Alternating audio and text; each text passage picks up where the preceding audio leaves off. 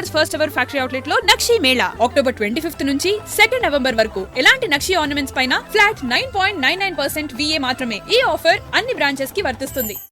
డబ్బంటే ఎవరికి ఆశ ఉండదు కదా. ఎవరైనా సరే డబ్బులు పుక్కట్నే వస్తున్నాయంటే ఖచ్చితంగా తీసుకుంటారు. కానీ ఎవరైనా సరే కష్టపడండి అంటే మాత్రం కష్టపడడానికి ఆలోచిస్తారేమో కానీ డబ్బు మాత్రం ఫ్రీగా వస్తుంది. ఏదైనా మాయ చొంబు కానీ లేకపోతే ఎక్కడైనా దొంగతనం చేయాలంటే మాత్రం ఎనర్జీ కూడా అంతే లెవెల్లో వస్తుందని చెప్పొచ్చు. అయితే ఇక్కడ మాయ చొంబు అని ఎందుకన్నానంటే మనం చాలాసార్లు సినిమాలో అనేక సందర్భాల్లో చూస్తుంటాం. ఒక చొంబులో కానీ లేకపోతే ఒక పెట్టెలో కానీ బిందెలో కానీ ఎన్నో దాంట్లో అక్షయ పాత్ర అంటూ కూడా వింటూ ఉంటాం. అయితే ఒక మాయ చొంబులో డబ్బులు వేస్తే రెట్టింపు డబ్బులు వస్తాయంటూ కూడా కొంతమంది కేటుగాళ్ళు ఒక మహిళను, అది కూడా హై ప్రొఫైల్ ఉన్న మహిళను మోసం చేసి 1.50 కోట్లు దోచుకున్నారు. ఏంటి షాక్ అవుతున్నారా? వివరాల్లోకి వెళ్తే గనక విశాఖపట్నంకి చెందిన 3 వ్యక్తులు ఒక డాక్టర్ని మోసం చేశారు. వాళ్ళ దగ్గర ఒక మాయ చొంబుందని, దాంట్లో డబ్బులు వేస్తే రెట్టింపు అవుతాయని, కానీ దానికి కొంత పెట్టుబడి పెడితేనే ఆ చెంబు వర్కౌట్ అవుతుందని కూడా తనకి చెప్పారు. ఆ డాక్టర్ కూడా మరి ఏమైందో ఏంటో తెలియదు, కానీ తను చదివిన చదువు లేకపోతే తనకున్న తెలివితేటలు ఎట్టిపోయాయో. ఎన్నో అప్పులు చేసింది, ఎన్నో చేసి తనకున్న ఆస్తిలో కూడా కొంచెం అమ్మేసి మరి దాదాపుగా 1.50 కోట్లు. ఇక్కడ వేలు కాదు, లక్షలు కాదు, కోట్లంటే మాటల. ఎంతో మందికి డబ్బంటే ఆశ ఉంటుంది, కానీ మరి ఇంతలా ఏది చేసినా సరే, అంటే ఇప్పుడున్న ఆధునిక కాలంలో కూడా ఈ మాయా చొంబులు ఉన్నాయంటే నమ్మశక్యంగా ఉందా అని ఒక్కసారి కూడా ఆలోచించకుండా ఆ 3 చెప్పిన అన్ని మాటలు కూడా నమ్మేసి తన దగ్గర ఉన్న డబ్బు మొత్తం ఇచ్చేసింది. ఆ 3 కూడా అసలు ఎప్పుడైతే డబ్బులు ఇచ్చిందో అప్పటి నుంచి అసలు పత్తా లేకుండా పోయింది. వాళ్ళు తన దగ్గర ఒక్కటే కాకుండా ఇంతకుముందు అనేక సందర్భంలో అనేక మంది దగ్గర ఇలా మోసం చేశారని వార్తలు కూడా విన్నాం. కేవలం వీళ్ళే కాకుండా ఇతర రాష్ట్రాల్లో కావచ్చు లేకపోతే దేశాల్లో కావచ్చు చాలా మట్టుకు రోజు కూడా వార్తలు వస్తున్నాయి. కొన్ని అనేక స్కీమ్ల ద్వారా, స్కామ్ల ద్వారా డబ్బులు పోతున్నాయి. పెట్టుబడి పెట్టే ముందు ఖచ్చితంగా ఆలోచించుకోండి 1కి 2 సార్లు అంటూ కూడా ఇటువైపు సైబర్ క్రైమ్ అధికారులు చెప్తున్నా కూడా అసలు వినకుండా అత్యాశకి పోయి డబ్బులు ఉన్నది కూడా పోగొట్టుకున్నారు. ఇక్కడ మనకు ఒక పాట కూడా గుర్తుకొస్తుంది, ఉన్నది కాస్త ఊడింది సర్వమంగళం అయ్యింది అని. అంటే ఎందుకు సినిమాల్లో చూపిస్తున్నారు, నిజ జీవితంలో జరుగుతున్నాయి, చాలా వరకు మీడియా కూడా చెప్తూనే ఉంది, పోలీసులు కూడా అవేర్నెస్ తీసుకొస్తున్నారు. అయినా కూడా చాలా మంది కూడా అత్యాశకి పోయి ఉన్నది కూడా పోగొట్టుకుంటున్నారు. లాస్ట్కి లబో దిబో అంటున్నారని చెప్పొచ్చు. ఎప్పుడైతే ప్రియాంక డాక్టర్ చదువుతుందని తెలిసి వీళ్ళ 3 కూడా అమాయకంగా ఉన్న వాళ్ళని టార్గెట్ చేస్తున్నారు అనుకుంటే మాత్రం అపోహనే చెప్పొచ్చు. హై ప్రొఫైల్ వాళ్ళని మాత్రం టార్గెట్ చేస్తే వాళ్ళు బయటకు వచ్చి చెప్పుకోలేరు.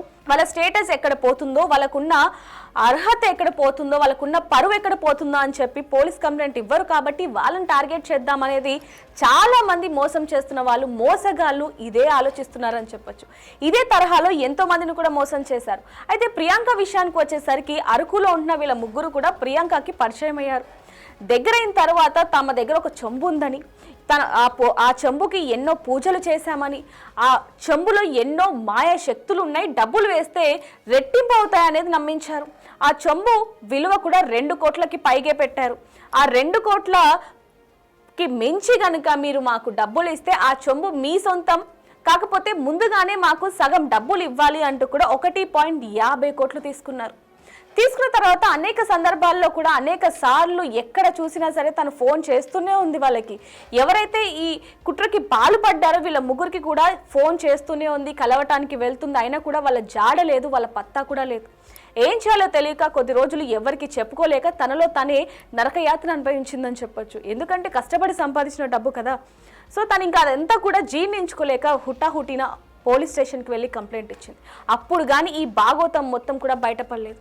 పోలీసులు వెంటనే వివరాలన్నీ కూడా తీసుకొని వాళ్ళని అరెస్ట్ చేశారు. వాళ్ళ దగ్గర నుంచి కొంత డబ్బుని అలాగే ఒక కార్ని కూడా స్వాధీనం చేసుకున్నారు. ఈ వివరాలు చెప్పడానికి గల కారణం కూడా ఎవరైనా సరే మా దగ్గర మాయా ఉంది, మంత్రం ఉంది, చెంబు ఉంది, బిందె ఉంది అని చెప్తే మోసపోకండి. ఎందుకంటే కష్టపడకుండా ఏ రూపాయి కూడా రాదు. కష్టపడితేనే ఆ రూపాయి మీ సొంతం అవుతుందే తప్ప ఇలా ఒకరిని మోసం చేసి లేకపోతే మాయా చెంబులు ఉన్నాయి, లేకపోతే ఇక్కడ డబ్బులు పెట్టండి, ఇక్కడ ఇన్వెస్ట్ చేస్తే మీకు ఎక్కువ డబ్బులు వస్తాయని ఎవరైనా చెప్తే గనక నమ్మకండి. గుడ్డిగా నమ్మి మోసపోయిన వాళ్ళ వివరాలు వేల సంఖ్యలో ఉన్నాయి. వాళ్ళు కూడా మీడియా ముందుకు వచ్చి చెప్తున్నారు మాలాగా మీరు మోసపోకండి అని. ఎందుకంటే డబ్బు ఊరికే రాదు కాబట్టి. ఇంత చెప్తున్నా కూడా చాలా మంది అత్యాశకి పోయి ఈ విధంగా మోసపోతున్నారు అంటే ఏం చేస్తాం? అందులో నిరుపేద కుటుంబాలు కూడా కాదు, బాగా ధనవంతులే. డాక్టర్గా ఉన్న ప్రియాంక కూడా మోసపోయిందంటే ఏం చెప్తాం?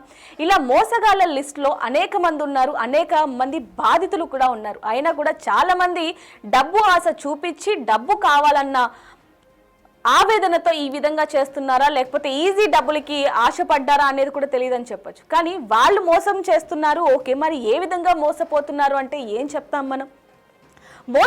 మోసం చేసే వాళ్ళది ఎంత తప్పు ఉందో మోసపోయిన వాళ్ళది కూడా అంతే తప్పు ఉందని చెప్పొచ్చు. ఎందుకంటే డాక్టర్గా ప్రియాంక ఎన్నో ఏళ్ల నుంచి కూడా తన వృత్తిని కంటిన్యూ చేస్తుంది. అయినా కూడా డబ్బులు ఊరికే రావు, కష్టపడితేనే వస్తాయన్న చిన్న లాజిక్ తను ఏ విధంగా మర్చిపోయింది అనేది ఇప్పుడు వరకు కూడా అర్థం కాని ప్రశ్న అని చెప్పొచ్చు. కానీ అత్యాశకి పోయి డబ్బులు పోగొట్టుకోకండి. కష్టపడితేనే డబ్బు వస్తుంది కాబట్టి మీ కష్టాన్ని చూపించి డబ్బులు తెచ్చుకోండి. కానీ ఈ విధంగా ఈజీ మనీకి అలవాటు పడి మాత్రం మోసపోకండి.